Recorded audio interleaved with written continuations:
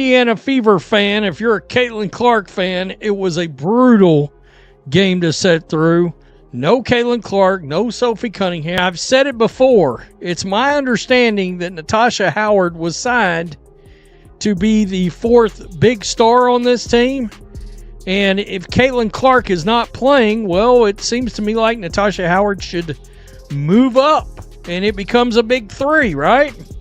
The only problem is only one of your now intact big three.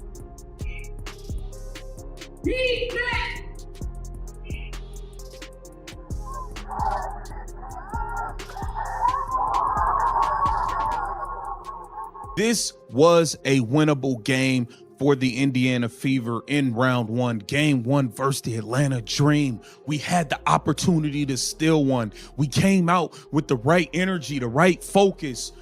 The second quarter, they made adjustments. They upped their intensity, slowed down the game, upped their physicality, and we just didn't make any adjustments. Yes, the referees were clowns. Yes, Aaliyah Boston was a no-show. Yes, Natasha Howard looked like a fossil out there on the floor who should not be in the league because she's washed.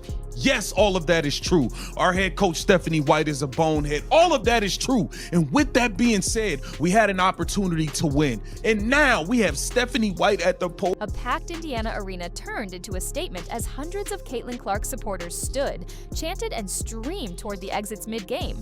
Their unified cry, "We want Caitlin!" booming louder than the public address system. What began as a routine WNBA night instantly became a national headline, with cameras capturing the chants and social feeds igniting in real time.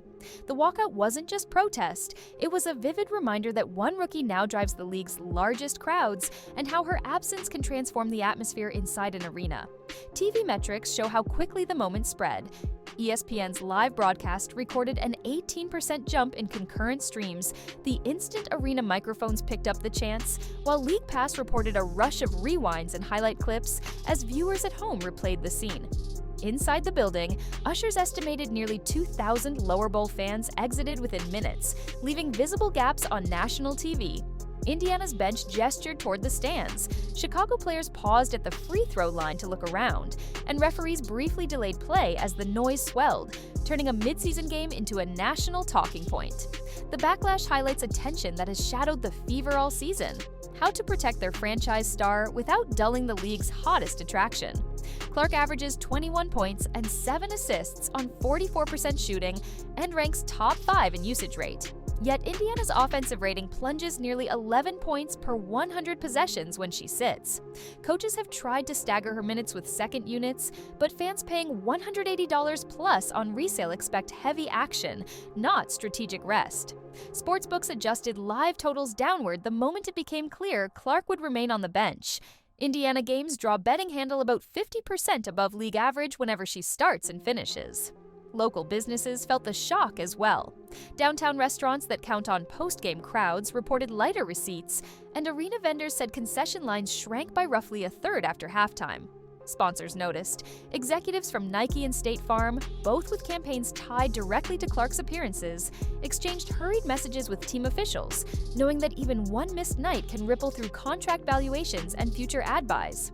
The walkout wasn't merely impatience, it was a market signal from paying customers who treat a Clark ticket as a premium product that must deliver live minutes, not just the possibility of them. Indiana's dependence is measurable on every front. With Clark on the floor, the Fever score nearly 109 points per 100 possessions, a top 3 mark in the league. Without her, they fall to the low 90s, a swing larger than the gap between first and last place. Her 21-point, 7-assist averages aren't just rookie standouts, they're the engine behind Indiana's playoff chase, and the reason national networks slot Fever games in prime windows. League Pass confirms it. Indiana games without Clark produce roughly 40% fewer unique logins and highlight clicks. Ticket resale values plunge toward face value when she is scratched, while Fanatics lists her jersey as the WNBA's runaway top seller, and Nike's signature shoe plans hinge on consistent on-court exposure. Even sportsbooks link handle directly to her availability. Live wagers on Fever games average 50% higher volume when Clark is expected to close. Nothing in recent WNBA memory compares. NBA fans have erupted over load management for LeBron James or Kawhi Leonard, and NCAA crowds reacted when Paige Bueckers or Sabrina Ionescu missed marquee games. Yet Indiana's reaction is sharper. Clark's rookie year audience growth already surpasses what Candace Parker produced in 2008, when Los Angeles attendance and TV ratings rose over 20%. Past WNBA flashpoints, Diana Taurasi's overseas hiatus, or Liz Cambage's sideline clashes rarely provoked in-game walkouts. Indiana's 70% attendance jump and resale tickets regularly clearing $180 mean every unplanned absence represents tens of thousands in lost in-arena revenue and valuable national ad inventory. The business ripple is equally striking. Fanatics keeps restocking Clark's jersey as the league's undisputed bestseller. Nike has fast-tracked a signature shoe.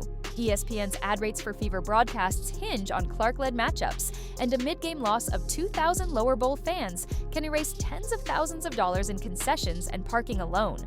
Downtown bars and restaurants report 20 to 25% higher receipts when she plays heavy minutes, and merchandise kiosks inside the arena see jersey and hat sales dip nearly 30% on nights with limited action. Sportsbooks track the same curve, with 50% more wagers when she's guaranteed to play. No previous WNBA star moved same-night revenue or national sponsorship valuations so dramatically. The implications stretch far beyond one headline.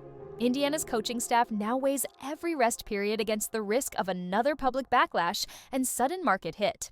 Front office strategists are rethinking rotations and medical protocols to balance long-term health with the immediate demand to keep Clark on the floor. League executives see the episode as a warning for upcoming media rights and collective bargaining talks, where Clark's measurable draw, 70% attendance gains, million-plus TV audiences, and record merchandise sales will be central to arguments for higher supermax salaries and stronger revenue sharing. Expansion bids and scheduling plans are in play, with cities and broadcasters considering how a single rookie can reshape local economies and national windows. Even sportsbooks adjust live betting algorithms to account for last-minute changes in her availability, treating her minutes as a market variable in their own right. The night ends as more than a headline. It's a snapshot of how one player can redefine a league's economics and culture. A single absence emptied thousands of seats, spiked streaming chatter, and unsettled sponsors who count on Caitlin Clark's every minute. Will the Fever adjust rotations to guarantee her presence, or risk eroding trust with fans paying premium prices? And can Indiana diversify its draw fast enough to avoid over-reliance on one transcendent rookie? The chants of "We want Caitlin" linger not only as an emotional protest, but as a business challenge, proof that her impact now stretches far beyond the court and into every decision shaping the WNBA's next era.